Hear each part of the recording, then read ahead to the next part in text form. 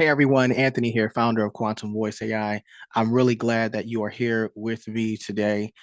Before we jump in, if you like honest discussions about the realities of today's job market, go ahead and hit the like button, subscribe to the channel, and share this video with someone who might need it. So without further ado, let's get started. You may have noticed something feels off about the job market. And I'm not just talking about your personal experience, if you've had one or if you've been affected by it. I'm talking about a global cross-industry shift that's been unfolding since 2023 and continuing through today, December 10th of 2025. It started actually quietly in 2023 with major layoffs in big tech. We're talking the Google, we're talking Amazon, we're talking Meta and Microsoft. Tens of thousands of employees were affected. By 2024, layoffs expanded, excuse me, actually into finance and even healthcare and retail and even government sectors. Okay, making positions that were once considered stable and safe highly competitive. Okay, people were ghosted by recruiters after multiple, we're talking three, four interviews, and rejection emails became almost like a routine, I would say. Then came the infamous phrase that most of us are familiar with: overqualified. What does that even mean, right?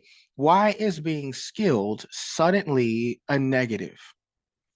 Companies may fear that highly experienced candidates will ask for higher pay or leave sooner or disrupt the current hierarchy. For candidates, it feels like rejection without an explanation. For families, it's added stress in some cases and uncertainty as well. In today's market, experience and qualifications don't always guarantee opportunity.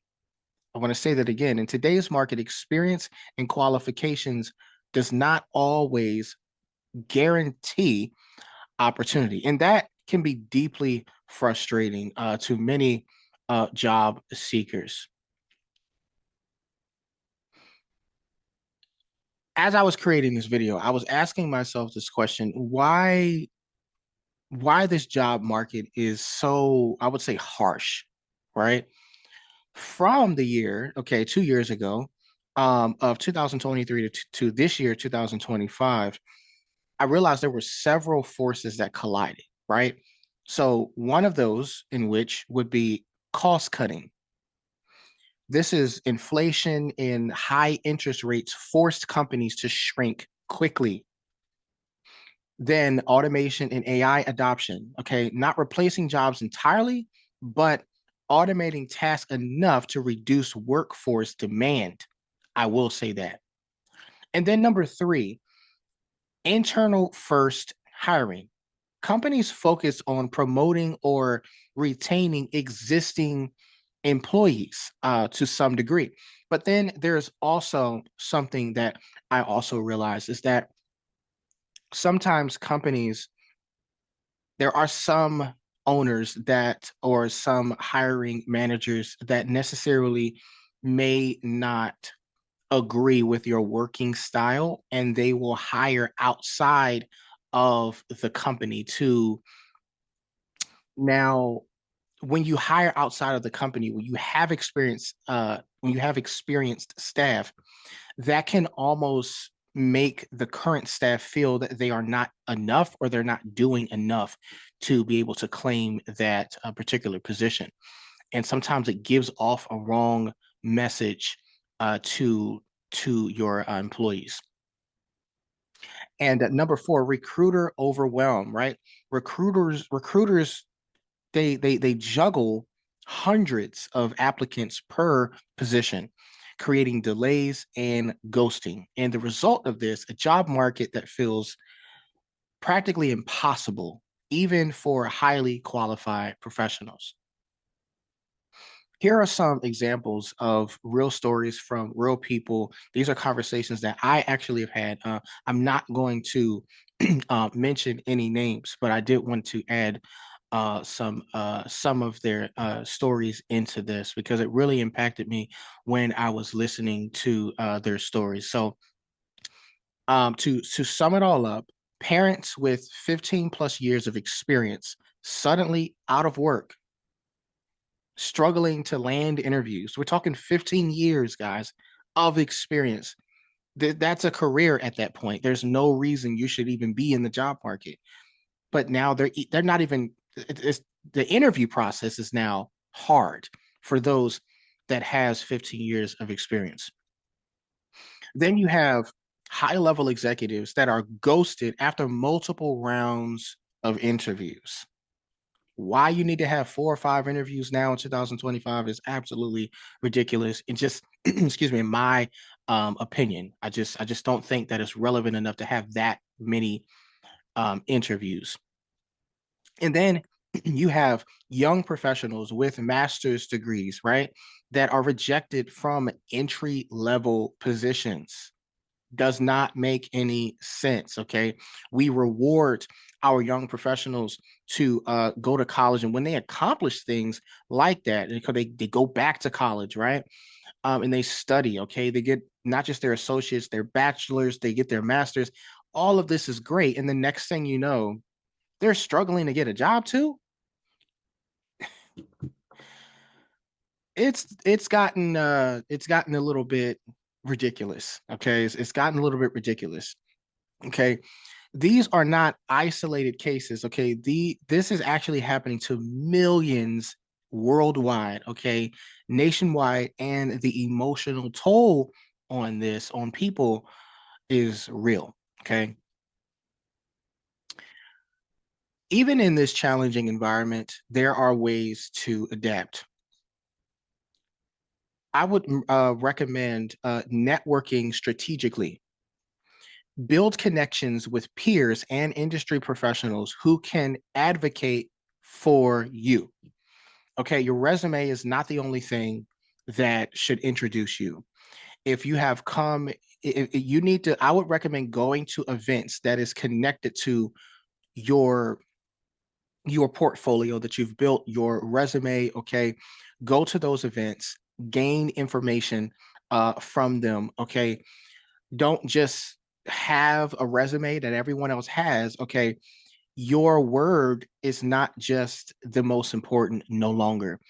Other people in the industry needs to recommend you in particular. Okay, they can state that they uh, uh, met you at a networking event. You know, you guys have had a great conversation. You've known each other for X amount of time, or you've worked with them on a few projects before, and you're exceptional. Something like that. Someone that's in an executive position, okay, that can basically advocate for you instead of your resume just being that only source, okay, of um comfort for that recruiter or that hiring manager to read from. It really does help in the long run. I would also say upskilling strategically. Okay, a lot of times people talk about, AI is taking people's jobs and this, that, and the third. There are a lot of jobs that have been cut, unfortunately, due to AI. I've seen that. I've started to see that a little bit more now. But if they're cutting jobs because AI, because they need AI, right? And let's just say the person that they cut, if you're not upskilling to understand how AI works, okay, it would definitely make sense, okay, for you to understand how AI works, okay, at least get into um, um, different new language models, right? Natural language processing, getting into some different forms of technology, AI that can create things, understanding how AI works, okay, because AI and automation skills are in high demand, okay, across almost every single industry out there. If you feel as though that you were cut because of AI, maybe this is your opportunity to learn how AI works. So then you can either I don't know if you want to go get your job back kind of thing, but maybe you can advance your knowledge of it and then get a better job, okay, that pays more. And now you're not just paid probably by the hour or salary, but you're paid on a commission basis as well. So it'll definitely help you. I definitely recommend that.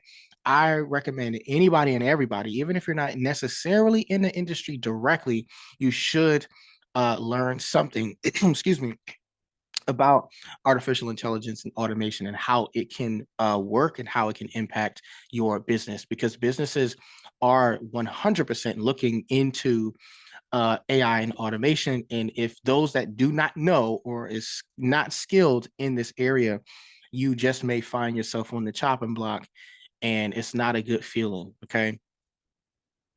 Then emotional resilience. Okay. Understand that rejection is often about the system, not necessarily your worth. The important message here is that you're not failing. You're basically navigating a historically difficult market, and that's okay. There's a lot of changes that has taken place. I mean, if you can think as far back as when the railroads was created, right? When the trains was created, when people stopped, you know, using the transportation of horse and buggy, right? Horse and carriage, and the engine was created, and the tires and the car was created. Okay, everything changed. Okay, and now you won't see anybody um, riding horse and buggy unless you live in center city or certain areas. You might see someone that is part of the pilgrimage. You might see them still riding horse and buggy. Um, but other than that, um, we are in a world where technology is top of mind in almost every industry, and everyone is adapting, right? You're not going to the library getting yellow pages to figure out what's going on. You're not pulling out a map and slapping it, excuse me, on, excuse me, your car, looking for that point where it says you are here. You're not. You're going on Google Maps. You're going on Waze, right? And you put in the address of where you're going or the landmark or whatever, or city, state, wherever you're going, and it'll tell you exactly how to get there. Okay. We have actually learned how to adapt in many, many cases. Okay. We've learned how to adapt. This is just a season where we have to learn to adapt. Maybe some of us have to learn new skills. Maybe some of us has to broaden our way of thinking, whatever it is. Okay. Don't stay stuck in the way things are, because that could potentially continue to penalize you if you choose to stop learning. Okay. Maybe it makes sense to learn um, what is making me fireable, if that's a word, right? And what's forcing companies to let me go? What do I not have? Okay, that is, what do I not have, and what do someone else has that's making me less valuable and making them more valuable, right? Okay. So let's think about that. Let's think a little deeper into that area. So if this video resonated with you and you felt like the stress or the uncertainty of 2025's job market, type in the comment section just job market. Okay. Type in the comment section job market. Um, and if this conversation helped in any way, even if just a little, okay, like, share, and subscribe. It actually helps others going through the same challenges that you are know that they are not alone. Okay, so stay strong, stay hopeful. God bless you and your family and your business. And I will, in fact, see you in the next video.